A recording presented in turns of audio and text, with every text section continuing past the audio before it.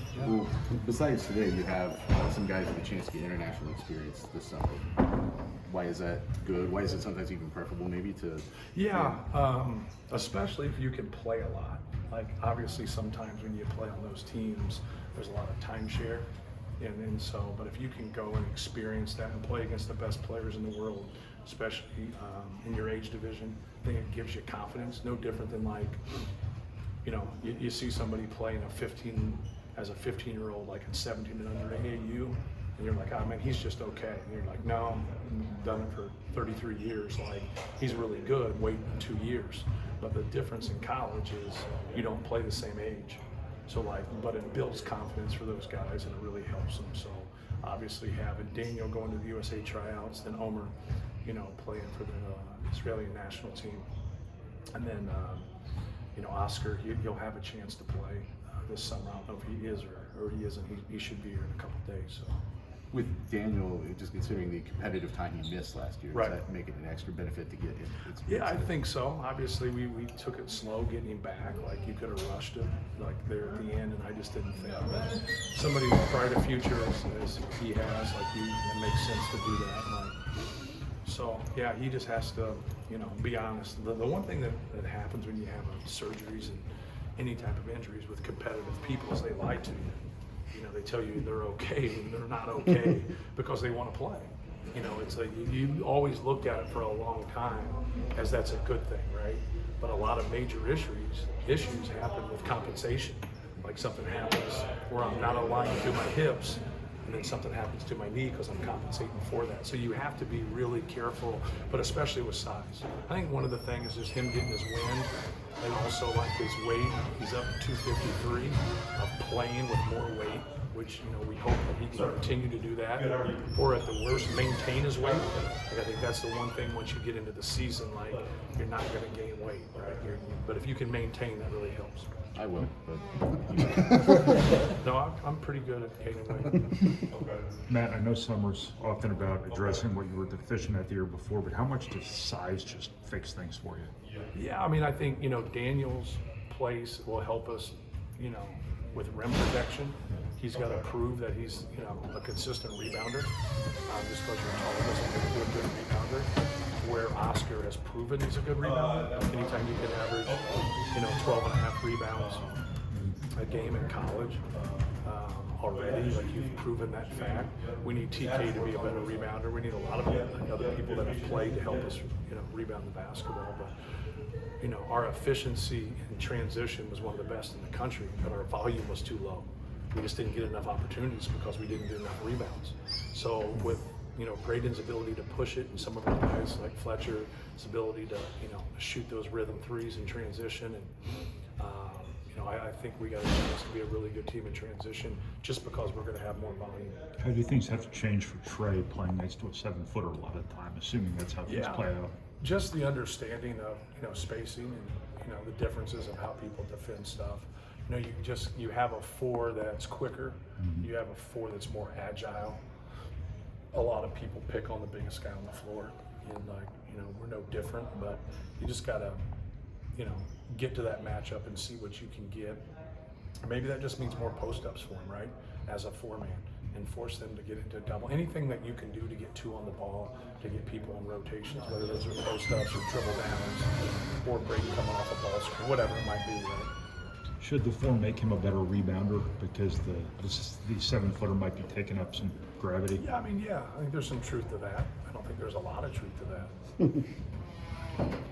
But obviously he's was a prolific scorer, one of the best scorers in college basketball last year. Just being around the basketball and having a nose for it. But yeah, you hope that. But you also defensively, you get out more when you guard a 4. You get away from the rim more. Not all the time, but more 4s shoot 3-pointers than 5s do, obviously. How do you envision the dynamic on the wing kind of changing this year with presumably Jakari and CJ playing a little more at the 3 spot? Yeah, well, I think Fletcher obviously will play a lot at the 3 spot. So I don't look at CJ as going over to the 3 spot. Jakari can play some there. Jack Benner can play some there. I look at CJ more in there with Braden. Jakari, them more in there. Omer Meyer. So I think Jack will really help from a spacing standpoint and just a basketball IQ standpoint. What did you see him get out of the freshman, of the redshirt year? He was kind of out of sight, out of mind in some ways last year in terms of the conversation about the redshirt, but Right. Yeah, no, he's a good player. Like no different than like someone like Sasha. You know, just like you need opportunity. He's got to get himself in there and be able to take those opportunities. And sometimes if there's more minutes there, he's going to have more of an opportunity. If there's not, then you got like PJ's on our staff, and he started 3 years, but he didn't redshirt. Sasha's on our staff. He started 3 years, but he did redshirt. So it's just kind of getting that opportunity. I think a lot of those guards that we have, like you don't want to take anything from them at this point, but the window of opportunity, obviously, with guys that have started their whole careers, you got 2 guys that play 30 plus minutes in that backcourt. So nothing's guaranteed, but it's pretty close to guaranteed, right? Will you experiment a little bit with Jack at the 4? Just Yes. to see if there's going to be like a 4th guard lineup you Yes. can use? Amen. Yeah. No doubt about Why? that. What would be the thinking? Just behind it? because, Liam, like he was out there a little bit today, but he hasn't, we don't think he's going to be full go until the fall in terms of doing everything. So just waiting for that competition to kind of see, at that time. So, but yeah, he's got good size to him. He's a big kid. He's got, good length, good size. He can stretch the defense, knows how to play. So sometimes just getting guys on the court. We did it every blue moon last year. We'd go really small every blue moon in certain situations, but not very much.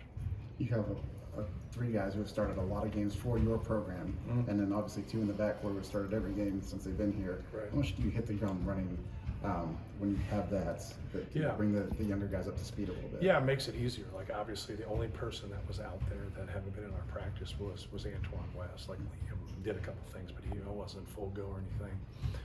It really helps to where you can start and you're trying to explain. It makes people that are new get up to speed, because when you have enough to go forward, you're going to go forward, right? And so like they know what they're doing, they know what to expect, and it just anytime you can have a core like that when you're doing things from an offense and defensive standpoint, they just have knowledge of what you're doing. So now like you need somebody to carry that torch onto other people and other players, and those guys that have that experience to do it. what's the most important thing for Antoine to get out of this summer? Just to really learn like our system, both offensively and defensively. I know it's a pretty vague statement, but just, understanding terminology. Just when we're saying things, like, do you really understand like what we're saying? Like that's a hard thing to do. When you're out there and you have more people that are young, like we had 5 freshmen last year, so they had a lot of people. Like he was the only freshman that was out there today. That's hard. You feel like you're on an island. Your name's the only name getting called.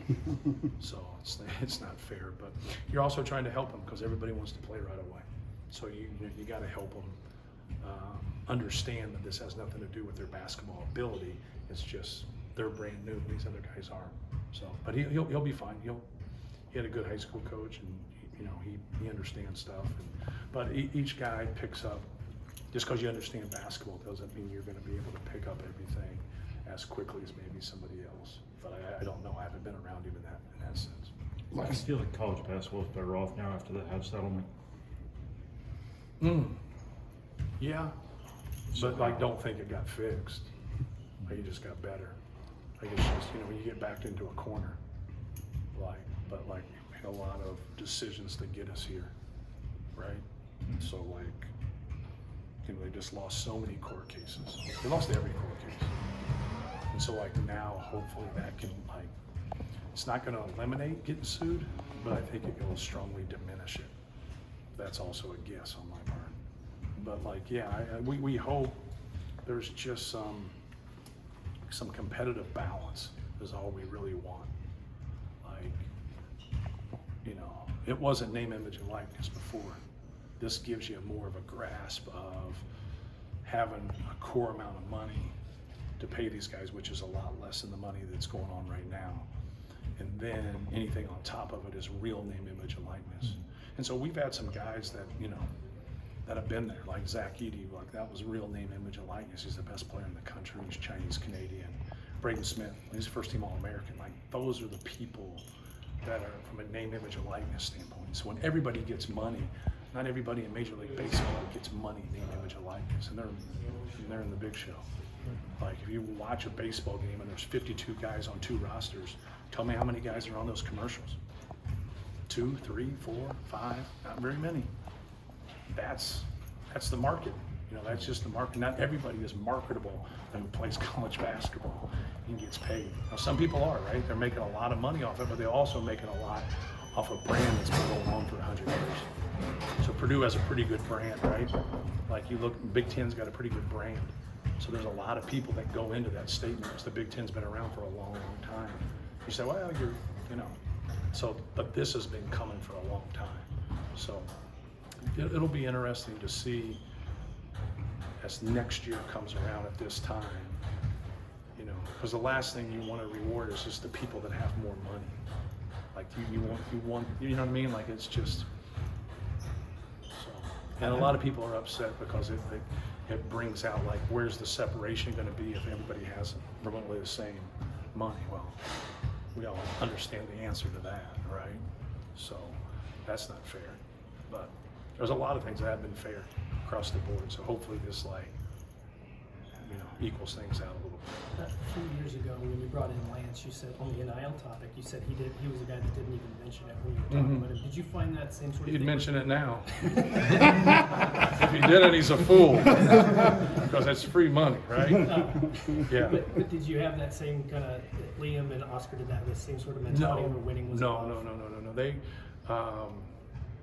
both of them were good. That wasn't the main thing for either one of them, but they both got pretty good money, yeah. Well, yeah. Yeah. But it's all relative. Like some of the numbers that get thrown out there are not true, but some of the big numbers are true. So like you got to be able to take like kind of what's what, and that's something that we wanted through all of it. Is we wanted transparency. Like what's real. Like, you know, if you have a cap and that's your cap, then like that's what we wanted to know. Like I should be transparent about what we're spending, but so should everybody else. So like when we're talking to them, things don't get skewed. We just want the truth. Last year, defensively, it was kind of decided by Jacobson being hurt. You guys had to play a certain way. Mm-hmm. Do you kind of envision the opposite this year with so many different kinds of bigs on the roster? Yes, Oscar is a good defensive player, and that is going to help us. He's a good rebounder also. Daniel, from a rim protection standpoint, I think a lot with Daniel will be really good here if he makes this team just the experience. Just feeling good about yourself more than anything. But yeah, I definitely think we'll be a better rebounding team. I think we'll be a better defensive team. The question is, can we be really good in those areas? Because we can make improvements and not be really good. And so, like, we were a really good offensive team last year, but we just felt like we had to play that way, and then we had to scheme a little bit more than we had liked to scheme, really to keep Trey out of foul trouble, if you want to get right down to it. On the offensive front, with the same thing, Daniel can probably space the floor a little bit, Yeah. and shoot and offer something a lot of 7'4" guys don't. Right. So what does that do for your offense? Where you've got a lot of flexibility there with your bigs. Yeah, just, being able to stretch the defense, and I think if he's out there and Trey's down low, I don't think the attention will go with him, so he's going to be open. And sometimes when people do things of that nature, now that gets them behind in ball screen defense too. So you don't shoot it, you reverse it, you go set ball screens. Now people come off of him and they're too deep on ball screens, and now he's going for a flip up. So there's kind of like some second action type stuff that you can get to when people give maybe a little bit, too much help with Braden or too much help with Trey. But I think he can randomly make some. Can he consistently make some where they have to make an adjustment? That's the question, right? But if you're gonna do that, you gotta commit to doing it. So my thing with guys like that haven't been high volume shooters is take them when you're wide open. Like, don't take tough ones. Like, take them when you're wide open. If they want to give you 5, then take 5 of them. If they want to give you 0, then don't take any. And now they're guarding you closely, so it's like, you can't go out there in theory. Like, you got to take what the game gives you. And if you take what the game gives you, you're going to be more efficient. It was right after the season, I think almost the day the season ended, essentially, you said you need to be more physical. Yes. Do you feel confident that you will be? Is that something you feel? Yeah, we don't have everybody here, so Sure. like you're not going to roll into that and watch. Yeah. Yeah. and come back from it and say, you're more physical. Have we taken more physical people? Yeah. Have we, you know, Daniel gives us length and athleticism. Oscar gives us the physicality that we're talking about. Now, how well does like Liam come back from his injury? Omer obviously is playing professionally and he's going to play for the 1900s. So, you know, Rowley's coming off an injury. So like how quick he gets back. So there's a lot of questions there in regards to that, but we felt like the people that we signed are going to help us in the areas that we needed. Adding Omer to the offense, another elite playmaker. Yeah. How do you maximize that? And Yeah, you know, for us, it's more of just kind of waiting to see. We've always like organically like watched and kind of see how he fit. You know, he's going to fit in with, you know, other guys and how he plays. But he's obviously very talented. He's a good passer. Anytime you got skill and you got guys that can shoot, the more people that you can pass, like TK can pass, you know, Braden can pass, the more people you can. Now the guys like Fletch that can really shoot the basketball, like that's going to raise their value, and that's what you want. You know, you want guys that can make plays, make shots, but also, you know, move the basketball and make the right decisions. Is it going to be important to you to take Braden out every now and then, or move him off the ball like you did last year? Just to kind of... We will see. I don't think we just had a glorified pickup game. Like, hell no. Thank you, guys. Thank you.